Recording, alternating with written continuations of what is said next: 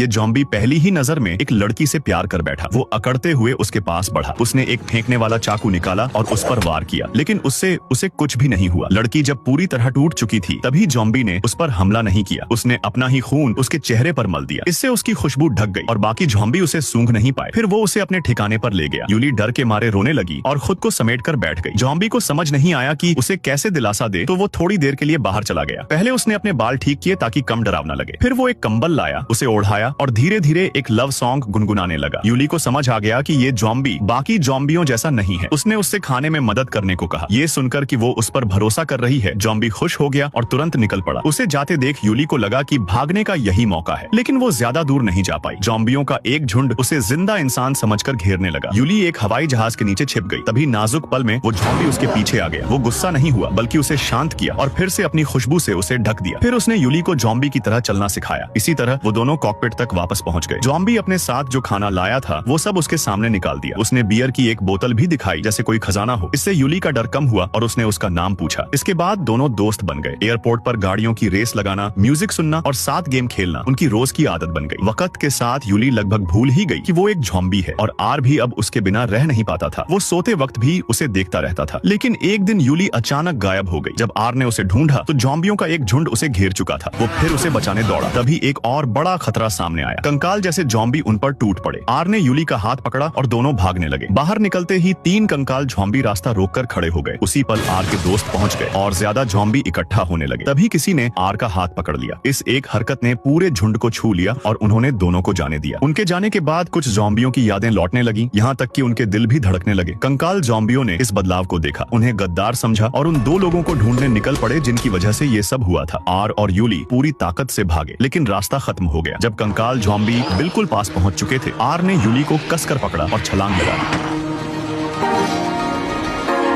मौत को छूकर निकलने के बाद दोनों ने जोश में एक दूसरे को चूम लिया। उसी पल आर की आंखों की पुतलियां बदलने लगी। तभी अचानक एक गोली उसे लगी। सेना उन्हें ढूंढ चुकी थी। यूली तुरंत आर के सामने खड़ी हो गई उसे बचाने के लिए। और तभी उसे एक चौंकाने वाली बात समझ आई। आर के शरीर से खून बह रहा था। वो अब जॉम्बी नहीं रहा था, वो फिर से इंसान बन चुका था।